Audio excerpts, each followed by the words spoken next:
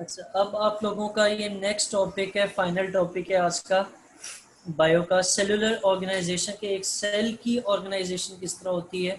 अब इसमें हम लोग कहते हैं कि जो आपके जितने भी ऑर्गेनिजम्स हैं, पहले हम ऑर्गेनिजम्स की बात कर रहे हैं कि जितने भी ऑर्गेनिजम्स हैं उनके 5 ग्रुप्स बनाए गए हैं, जो कि आप छोटी क्लासेस में भी पढ़ते रहे और आगे जाके भी इनके बारे में डिटेल में इंशाल्लाह पढ़ेंगे। वो 5 ग्रुप्स कौन से हैं? उनमें सबसे पहले प्रोकैरियोट्स आते हैं, फिर प्रोटिस्ट आते हैं, फिर फंजाई आता है, प्लांट्स आते हैं और एनिमल्स आते हैं। अगर ये आप काउंटिंग भी करें तो ये तकरीबन 1 2 3 4 और 5 ग्रुप्स बनते हैं ऑर्गेनिजम्स के। ठीक है, अब इसको हम आगे जाके कहते हैं कि जो भी ऑर्गेनिज्म है यानी इन पांचों में से कोई भी ऑर्गेनिज्म ले लें, वो किससे बना होगा? वो छोटे छोटे सेल से बना होता है। और हम सेल की फिर आगे जाके बात करते हैं कि 2 टाइप्स हैं। एक जो ग्रुप है सेल्स का वो प्रोकैरियोटिक सेल्स कहलाता है और दूसरा जो ग्रुप है उनको यूकैरियोटिक सेल्स कहा जाता है। ठीक है, इन दोनों में क्या फर्क होता है वो भी डिटेल टॉपिक आएगा।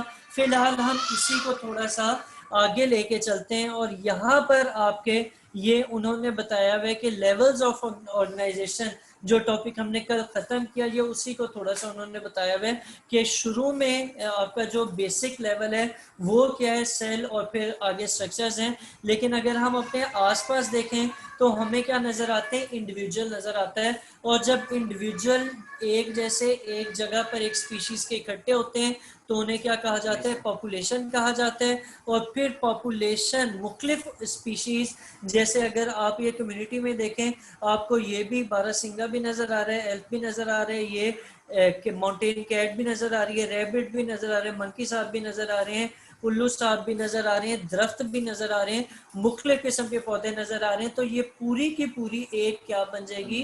कम्युनिटी बन जाएगी, जहां पर मुख्तलिफ स्पीशीज एक जगह पर नेचुरली रह रहे हैं। और फिर हम बात करते हैं कि हम उसको छोड़ के एक बड़े लेवल पे चले जाएं तो वो क्या आ जाएगा? वो हमारा इकोसिस्टम आ जाएगा। और इकोसिस्टम से अगर हम दुनिया के ऊपर आ जाएं तो वो आपका बायोस्फीयर कहलाता है। ठीक है, तो ये आपके लेवल्स ऑफ ऑर्गेनाइजेशन थे, लेवल्स ऑफ और बायोम, और फिर बायोस्फीयर आ जाता है। फिर आगे चलते हैं तो यहाँ पर ये थोड़ी छुपी हुई 2 4 बातें लिखी हुई हैं। और जब ये छुपी हुई हैं या डायग्राम के नीचे है कहीं पे, तो वो आने के चांस ज़्यादा हैं कि ये शायद आपको नज़र नहीं आएंगे। इसलिए तो इसमें क्या चीज़ है? इसमें है आपके, मेरा वो कंट्रोल ही गायब हो गया, एक मिनट, चले ऐसे बता देता हूँ। हाइलाइटर मेरे पास अवेलेबल नहीं है फिलहाल, मैं आपको ऐसे बता देता हूँ कि आपके सेल्स जो हैं वो 3 तरीकों से ऑर्गेनाइज होते हैं ताकि वो मुख्तलिफ ऑर्गेनिज्म की बॉडीज बना सकें। ठीक है, कि एक ऑर्गेनिज्म की जो बॉडी है उसमें सेल किस तरीके से अरेंज होते हैं, तो उसके 3 तरीके कार हो सकते हैं। कुछ सेल्स जो है वो यूनिसेलुलर रहते हैं और ऑर्गेनिज्म बना देते हैं, यानी एक अकेला सेल होगा और उसमें सारे वो खसूसियात होंगी जो किसी ऑर्गेनिज्म में होती हैं। उस तरह के ऑर्गेनिजम्स को हम यूनिसेलुलर कहते हैं। ठीक है, फिर दूसरे पे आ जाए तो जब एक ही जैसे सेल इकट्ठे होते हैं, एक ही जैसे सेल जुड़ जाते हैं, और वो यूं कहना चाहिए कि जैसे एक के ऊपर दूसरे के ऊपर तीसरा, वो पूरी पूरी कॉलोनीज बन जाती हैं, तो उनको हम कॉलोनियल ऑर्गेनाइजेशन ऑफ सेल कहेंगे। और एंड पे आपके आ जाती है जैसे ह्यूमन बीइंग्स हैं और हायर एनिमल्स हैं या कम्प्लेक्स ऑर्गेनिजम्स हैं, उनमें जो सेल हैं वो मल्टी सेलुलर स्ट्रक्चर बनाते हैं। ठीक है, ठीक है। अच्छा, स्कूल गई थी? कोई बात नहीं, आदत हो जाएगी कुछ अरसे में। तो मैं बता रहा था कि ऑर्गेनिजम्स जो हैं वो ऑर्गेनाइजेशन 3 तरीकों से करते हैं, सॉरी, सेल्स जो हैं वो 3 तरीकों से ऑर्गेनाइज होके ऑर्गेनिज्म बनाते हैं, या एक ऑर्गेनिज्म में 3 तरीकों से ऑर्गेनाइज हो रहे होते हैं। एक उसमें यूनिसेलुलर था, फिर क्या था, कॉलोनियल ऑर्गेनिजम्स थे, और कुछ ऐसे होंगे जिनमें मल्टी सेलुलर फॉर्मेशन होती है, उनको मल्टी सेलुलर ऑर्गेनिज्म कहेंगे। अब यहाँ से आगे आपके इन तीनों के बारे में थोड़ी थोड़ी इंफॉर्मेशन है, उनको भी देखते हैं। मैं ज़रा ये अपने कंट्रोल बहाल कर, अच्छा, ये कंट्रोल्स मेरे से गायब हो गए थे, तो ये मैं आप लोगों को दिखाना चाह रहा था। अब आपके पास सबसे पहले यूनिसेलुलर ऑर्गेनिजम्स के बारे में। यूनिसेलुलर ऑर्गेनिज्म में सिंगल सेल होता है, जो कि पूरे लाइफ ऑफ ऑर्गेनिज्म को मैनेज कर रहा होता है। इसकी जितनी भी एक्टिविटीज होती हैं वो सिर्फ एक सेल कर रहा होता है। और इसकी जो एग्जांपल्स हैं वो एमीबा, पैरामीशियम, यूग्लिना, ये इसकी कुछ एग्जांपल्स हैं जिनकी आगे डायग्राम भी आएगी और मैं अभी आपको दिखा देता हूँ। अब आगे चल रहे हैं कि हम क्या देख रहे थे, यूनिसेलुलर ऑर्गेनाइजेशन वाले ऑर्गेनिजम्स देख रहे थे। ये सबसे पहले जो बना हुआ है ये एमीबा बना हुआ है, जिसका ये स्ट्रक्चर है ये वाला। दूसरा जो बना हुआ है वो पैरामीशियम बना हुआ है और एंड पे जो है वो यूग्लिना बना हुआ है। ये तीनों सिंगल सेल के ऑर्गेनिजम्स हैं। ये इनकी अपनी लाइफ होती है, इसमें सारी ऑर्गेनिज्म की कैरेक्टरिस्टिक्स पाई जाती हैं।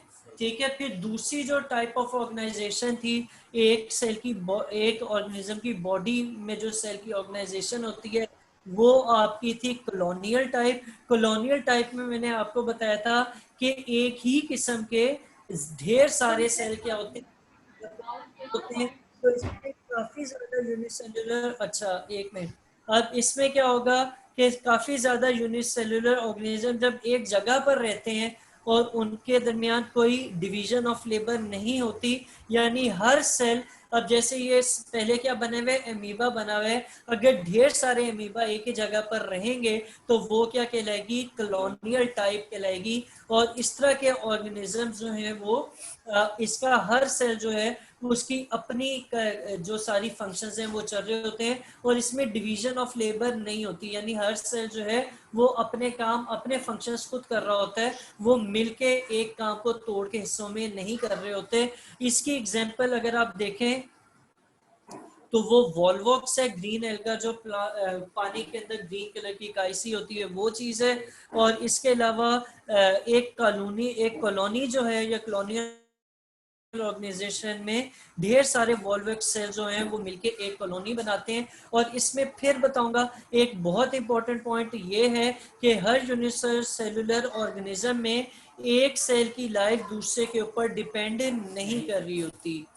ठीक है, वो इंडिपेंडेंट सेल्स होते हैं लेकिन होते ढेर सारे हैं, तो हम कहते हैं कि उनकी कॉलोनियल ऑर्गेनाइजेशन है। यहां तक आप में से किसी को कोई मसला है तो बताएं। नहीं है मसला।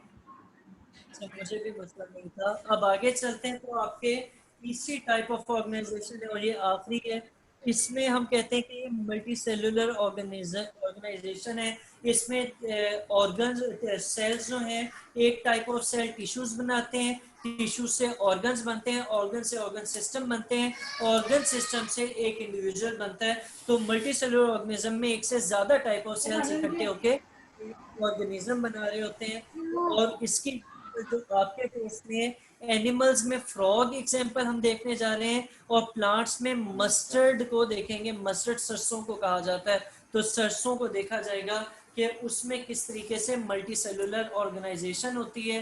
अब यहाँ पर नीचे आपके क्या है, मल्टी सेलुलर ऑर्गेनाइजेशन में मस्टर्ड की एग्जांपल है। और आपकी बुक में ये डायग्राम आपको साथ ही नजर आ रही होगी। मैंने क्योंकि दूसरा पेज दिखाना है तो ये मैं आपको नहीं दिखा सकूंगा, आप लोग इसको ही वहां पे रिलेट कर लीजिएगा जो मैं बताने जा रहा हूँ। पहले हम कहते हैं कि मस्टर्ड प्लांट का जो साइंटिफिक नेम है वो लिखा है ब्रेसिका कैम्पेस्ट्रिस, और ये विंटर में बोया जाता है और इसके बीज जो हैं वो विंटर के एंड में उगते हैं।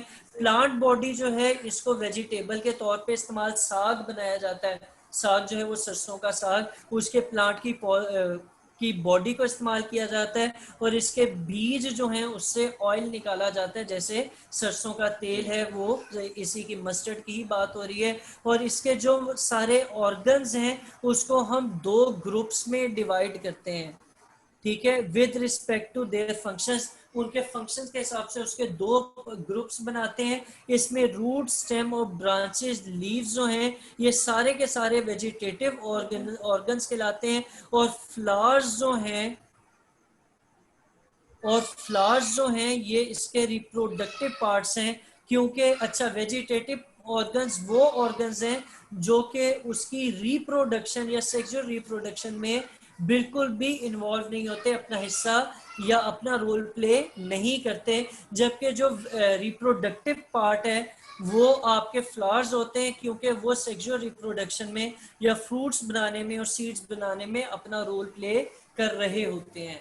ठीक है, तो ठीक ये है। पूछा जा सकता है, पे शॉर्ट नोट भी आ सकता है, और ये भी पूछा जा सकता है कि उसके कितने, उसके बॉडी पार्ट्स के कितने ग्रुप्स हैं। ये भी पूछा जा सकता है कि इसमें वेजिटेटिव ऑर्गन्स कौन से हैं, या ये भी पूछा जा सकता है कि वेजिटेटिव ऑर्गन्स होते क्या हैं। ठीक है। जी। अच्छा, अब आगे फ्रॉग साहब को देख लेते हैं। फ्रॉग साहब जो हैं ये बड़े शहजादे होते हैं। अच्छा, फ्रॉग को देख लेते हैं। इनका जो नाम है वो है राणा टिग्रीना। अच्छा, वो है राणा टिग्रीना।